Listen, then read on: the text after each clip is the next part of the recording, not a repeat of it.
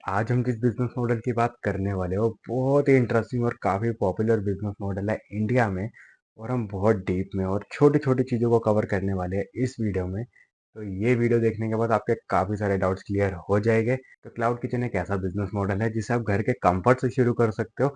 आप इसे as a side hustle या फिर अगर कोई हाउस वाइफ है तो इसे एज अ साइड इनकम शुरू कर सकती है। या फिर आप इसे एक प्रॉपर बड़े बिजनेस की तरह भी शुरू कर सकते हो और आगे जाके इसमें से एक अच्छा खासा ब्रांड निकाल सकते हो, जैसे कि रेबल फूड्स ने किया जो कि मल्टी क्लाउड किचन हैंडल करते हैं। और आज के टाइम पे उनका वैल्यूएशन 8,000 करोड़ से ज्यादा का है। तो ज्यादा टाइम ना लेते हुए जल्दी से करते हैं वीडियो को शुरू। तो सबसे पहले समझते हैं कि क्लाउड किचन है क्या। क्लाउड किचन जिसे घोस्ट किचन भी कहा जाता है और डार्क किचन भी कहा जाता है, एक ऐसा बिजनेस मॉडल है जिसमें आपका कोई फिजिकल रेस्टोरेंट नहीं होता। आपकी सिर्फ एक किचन होती है जहाँ खाना बनता है और वहीं से आप सिर्फ डिलीवरी करते हो। आप डिलीवरी करने के लिए ज़ोमैटो या स्विगी जैसे प्लेटफ़ॉर्म का यूज़ कर सकते हो, जो कि कमीशन बेसिस पे ऑपरेट करते हैं। आप इसे अपने घर से भी शुरू कर सकते हो या फिर कोई कमर्शियल प्लेस लेके वहाँ से भी ऑपरेट कर सकते हो। तो क्लाउड किचन कैसे काम करता है और कैसे हम इसे शुरू कर सकते हैं, उसे समझते हैं। क्लाउड किचन खोलने से पहले कौन सी कुजीन में काम करना है वो डिसाइड कर लेते हैं। और ये डिसाइड करने के लिए मल्टीपल पैरामीटर्स हो सकते हैं, जिसमें से सबसे पहले होता है कि आपकी एक्सपर्टीज किस में है। अब मान लो आपको केक बनाना अच्छा लगता है या फिर आपको केक बनाना आता है, तो आप उसी के अराउंड एक क्लाउड किचन सेटअप कर सकते हो। वो तो हो गई एक डायरेक्शन। अब दूसरा होता है या तो आप कुजीन के बेसिस पे लोकेशन डिसाइड कर सकते हो या फिर आप लोकेशन के बेसिस पे कुजीन डिसाइड कर सकते हो। नहीं समझे? समझाता हूँ। मान लो आपकी लोकेशन एक ऐसी जगह पे है जहाँ पे बहुत सारे पीजीज है आसपास, तो आपके most of the order breakfast और डिनर के अराउंड आएंगे, क्योंकि लंच टाइम पे मोस्टली लोग बाहर गए होंगे। या फिर आपके आसपास बहुत सारे ऑफिसेज हो सकते हैं, तो मोस्ट ऑफ द ऑर्डर आपके पास लंच के टाइम पे आएंगे या फिर थोड़े बहुत ब्रेकफास्ट के टाइम पे। तो इसी के अकॉर्डिंगली आप अपनी कुजीन और अपना मेन्यू डिसाइड कर सकते हो। क्लाउड किचन या कोई भी रेस्टोरेंट खोलने के लिए अगर आपको डीप मार्केट रिसर्च करनी है, तो जोमेटो का एक टूल है जहाँ आपको सारा डाटा मिल जाएगा। अगर आपको किसी पर्टिकुलर डिश की डिमांड और सप्लाई पता करनी है या फिर कौन सी लोकेशन में उस पर्टिकुलर डिश का क्या प्राइस चल रहा है, तो ऐसी सारी डिटेल्स आपको इस टूल पे मिल जाएगी। आपको सिर्फ इस वेबसाइट पे जाना है और अपनी डिश का नाम एंटर करना है। यहाँ आ जाएगा इसकी डिमांड कैसी रही ओवर द लास्ट 1 ईयर, किस प्राइस ब्रैकेट में कितने ऑर्डर्स आते हैं, कौन से लोकेशन में ज़्यादा डिमांड है। अभी ये इंडिया लेवल पे है, तो मैं इसको चेंज करके स्टेट या किसी सिटी लेवल पे कर देता हूँ। तो आपको उस पर्टिकुलर स्टेट में कौन से एरिया में इस पर्टिकुलर डिश की ज़्यादा डिमांड है, कहाँ इसकी सप्लाई ज़्यादा या कम है, वो सब चीज़ें आपको बता देगा। आप इसे किसी और डिश के साथ कंपेयर करके इसको और अच्छे से एनालाइज कर सकते हो। तो इस वीडियो को सेव कर लेना, ये काफ़ी हेल्प करने वाला है आपको आगे जाके। और अगर आपको इस टूल को डिटेल में समझना है तो मुझे कमेंट करके बताना, मैं इस पे एक डेडिकेटेड वीडियो बना दूंगा जिसमें मैं डिटेल में बात करूंगा कि आप कैसे इस टूल का यूज़ कर सकते हो, कैसे आप ग्राफ्स को रीड करोगे। उन सब चीज़ों पे हम बात करेंगे। अगर आपको ये चीज़ समझ नहीं है तो कमेंट करके मुझे जल्दी से बताओ।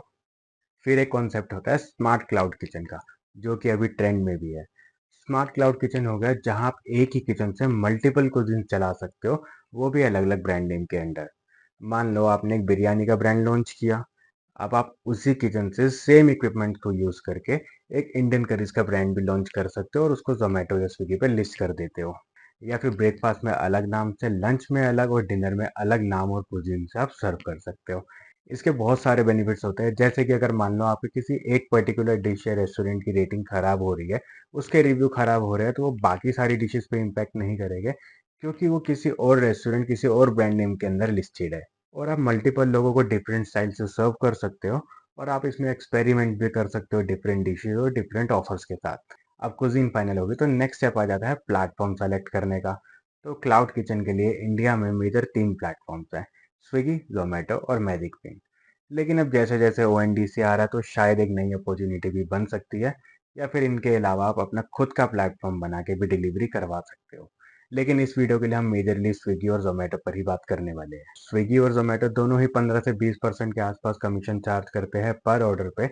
और वो डिपेंड करता है आपके कितने ऑर्डर्स आते हैं, आपकी परफॉर्मेंस कैसी है और आप कितना पुराना ब्रांड हो और कितना वेल नोन हो, उन सब चीज़ों पे ये चीज़ें डिपेंड करती है। तो आप परसेंटेज को नेगोशिएट कर सकते हो उसी हिसाब से। लेकिन मैंने जो मोस्टली देखा, स्विगी पे थोड़ी सी ज़्यादा कमीशन रहती है कंपैरेटिवली। बाकी दोनों ही ब्रांड जो है सीमलेस डिलीवरी सपोर्ट देते हैं। दोनों ही प्लेटफॉर्म पे आपको ऑलमोस्ट सिमिलर यूजर्स मिल जाएंगे, बाकी डिपेंड करता है, किसी लोकेशन पे स्विगी के ज़्यादा होंगे तो कहीं पर ज़ोमैटो के। दोनों के अपने डैशबोर्ड्स हैं ऑर्डर मैनेज करने के लिए, और दोनों प्लेटफ़ॉर्म्स पे आपको कस्टमर सपोर्ट मिलता है। लेकिन स्विगी आपको सिल्वर, ब्रॉन्ज़, गोल्ड और प्लैटिनम में डिवाइड कर देता है based on your performance. Initially आपको नॉर्मल कस्टमर सपोर्ट मिलता है, लेकिन जब आप गोल्ड या प्लैटिनम पे चले जाते हो, तब आपको एक सिटी टीम का डेडिकेटेड सपोर्ट मिलता है। एक बार जल्दी से मैं आपको स्विगी और ज़ोमैटो का ऑनबोर्डिंग प्रोसेस बता देता हूँ, जो कि ऑलमोस्ट सेम ही है, तो हम सिर्फ स्विगी की बात करेंगे। स्विगी पर अपना रेस्टोरेंट या क्लाउड किचन लिस्ट करने के लिए आपको सबसे पहले स्विगी पर जाकर अपना अकाउंट बनाना पड़ेगा, जो कि आप अपना फ़ोन नंबर का यूज़ करके आराम से बना सकते हो। इसके बाद आपको अपने सारे डॉक्यूमेंट सबमिट करने पड़ेंगे, जिसमें एक पैन कार्ड, जीएसटी का लाइसेंस अगर आप जीएसटी पे करते हो तो, एक फसाई का लाइसेंस, एक मेन्यू कार्ड, और आपको अपना एक कैंसिल चेक सबमिट करना पड़ेगा। फिर वो आपके डॉक्यूमेंट्स वेरीफाई करेंगे, और उसके बाद स्विगी का एक एम्प्लॉय आपकी लोकेशन पे आएगा कुछ फॉर्मेलिटीज़ और एग्रीमेंट साइन करने के लिए। और वहीं आप कमीशन को नेगोशिएट करके फाइनलाइज़ कर सकते हो। बस इतना ही करना और आपका रेस्टोरेंट या क्लाउड किचन लिस्ट हो जाएगा। इन सब में से लोगों को फसाई का लाइसेंस लेना बहुत स्ट्रेसफुल और कॉम्प्लेक्स लगता है, लेकिन बहुत ही सिंपल प्रोसेस है। किसी भी फूड बिजनेस के लिए फसाई का लाइसेंस होना मैंडेटरी है, जो कि आपको आपके घर की लोकेशन या फिर किसी कमर्शियल या नॉन कमर्शियल किसी भी लोकेशन पे आपको आराम से मिल जाता है।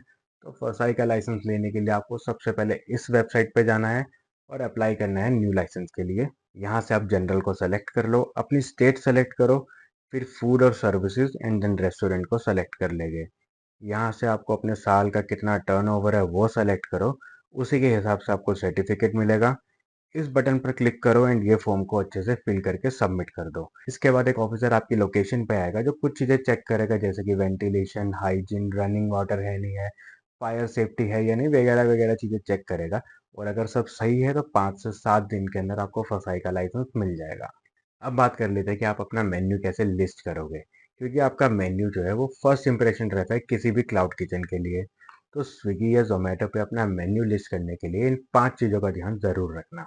सबसे पहले जब भी मेन्यू लिस्ट करो, डिशेस की फोटो शूट पे इन्वेस्ट जरूर करना, क्योंकि अच्छी डिशेस जो होती है वो ज़्यादा कस्टमर्स को अट्रैक्ट करती है। दूसरा, गलती से भी किसी और रेस्टोरेंट की फोटोज चुरा के अपने मेन्यू पे डालने की कोशिश मत करना। जोमेटो और स्विगी की एल्गोरिदम आपको आराम से ट्रैक कर लेगी, और फिर वो आपको बैन वगैरह भी कर सकती है। तीसरा, हर डिश की डिस्क्रिप्शन बहुत अच्छे से और बहुत डिटेल तरीके से लिखना।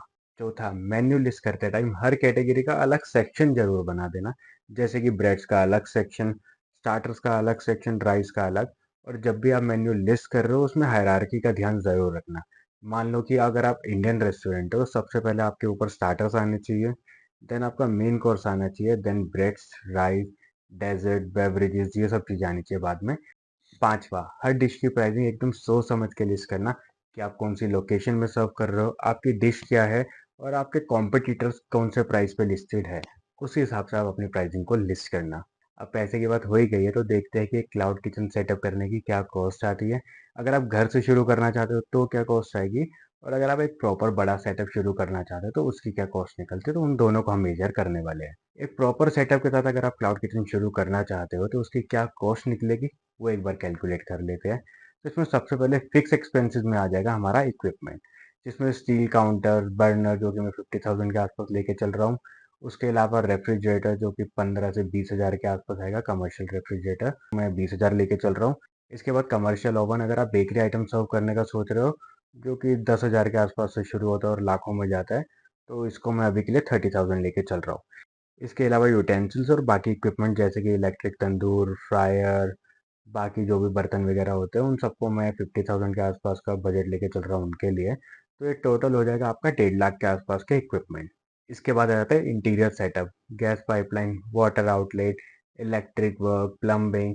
तो इसकी कॉस्ट मैं अभी लेके चल रहा हूँ 50,000 के आसपास। बाकी ये डिपेंड करता है कैसी जगह है, क्या क्या वहाँ पे अवेलेबल है उसके ऊपर।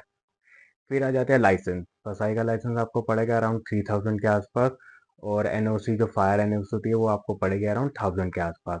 बाकी अगर आप ट्रेडमार्क को भी रजिस्टर कराते हैं तो उसकी कॉस्ट आपको पड़ेगी 6,000 के आसपास। तो टोटल लाइसेंस का कॉस्ट हो गया आपका 10,000 के आसपास। तो ये तो हो गया आपके फिक्स एक्सपेंसेस। तो अब बात कर लेते हैं कि मंथली एक्सपेंसेस क्या क्या रहने वाले हैं। तो मैं अगले 6 महीने के हिसाब से मंथली एक्सपेंसेस को कैलकुलेट करके चलूंगा, ताकि हमें पता रहे कि हम अगले 6 महीने के लिए हमें सर्वाइव करने के लिए कितना बजट लेके चलना है। तो इसमें आ जाता है रेंटल। अब रेस्टोरेंट की तरह हमें किसी प्राइम लोकेशन पे या किसी मेन रोड पे होने की ज़रूरत नहीं है। तो 300 से 400 स्क्वायर फीट का रेंट अब पड़ता है अराउंड 15 से 40 हज़ार के आसपास मेट्रो सिटीज़ में। तो अभी के लिए हम इसको 25,000 लेके चलते हैं। तो 6 महीने के हिसाब से होगा 1.5 लाख रुपए। स्टाफ सैलरी लगा लेते हैं 6 महीने के हिसाब से 1,80,000। इसमें शेफ की हो जाएगी 20,000 और एक हेल्पर की हो जाएगी 10,000 के आसपास। Operational cost maintenance, electricity, water, कुछ प्रॉब्लम आई, कुछ रिपेयर है, जो भी चाहिए, तो इन सब की कॉस्ट हम लेके चलते हैं 20,000 पर मंथ के लिए। तो इसका हो गया अराउंड 1,20,000 के आसपास 6 महीने के हिसाब से। रॉ मटेरियल का कॉस्ट अराउंड 20,000 के आसपास पड़ेगा।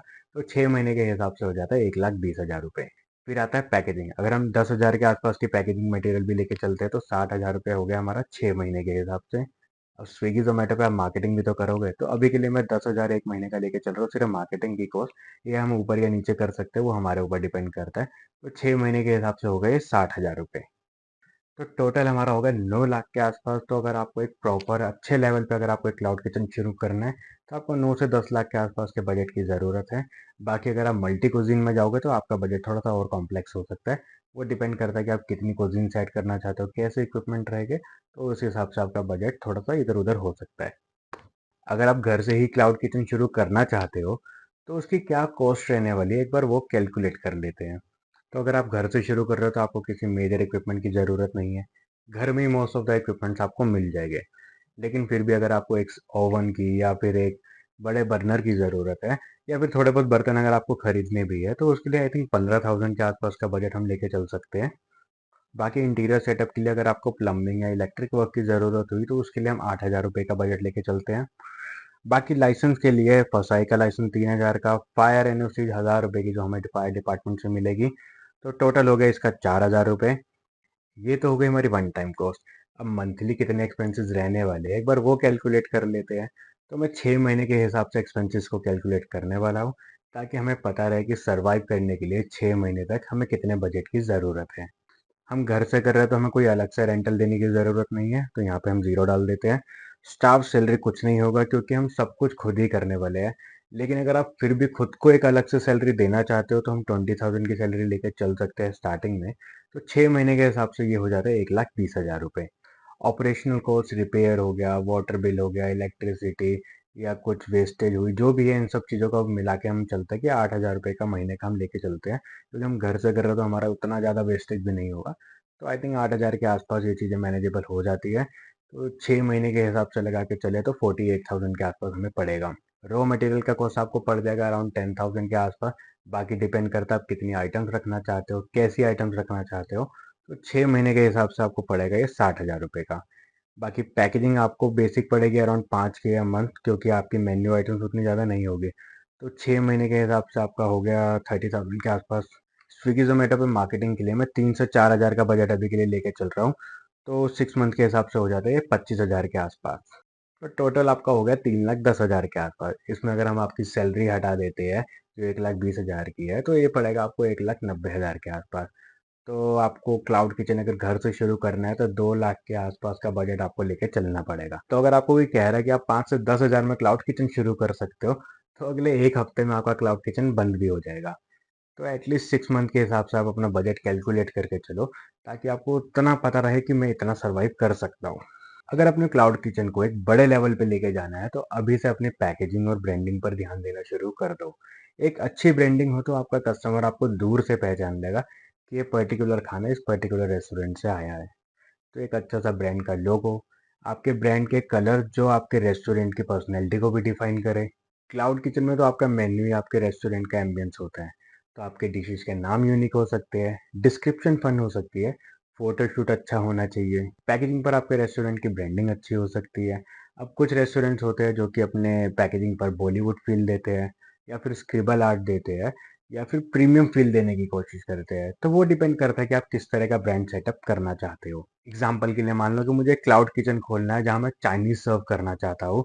तो मैं उसकी ब्रांडिंग इस तरीके से करूँगा कि मैं सबसे पहले तो ब्रांड के नाम के अंदर ही चाइनीज वर्ड ऐड करने की कोशिश करूँगा। इससे क्या होता है कि आपके रेस्टोरेंट की एसईओ बहुत स्ट्रांग हो जाती है, क्योंकि यूज़र जब भी इन प्लेटफॉर्म्स पे आता है वो या तो चाइनीज सर्च करेगा या बिरयानी या फिर डिशेस के नाम सर्च करता है।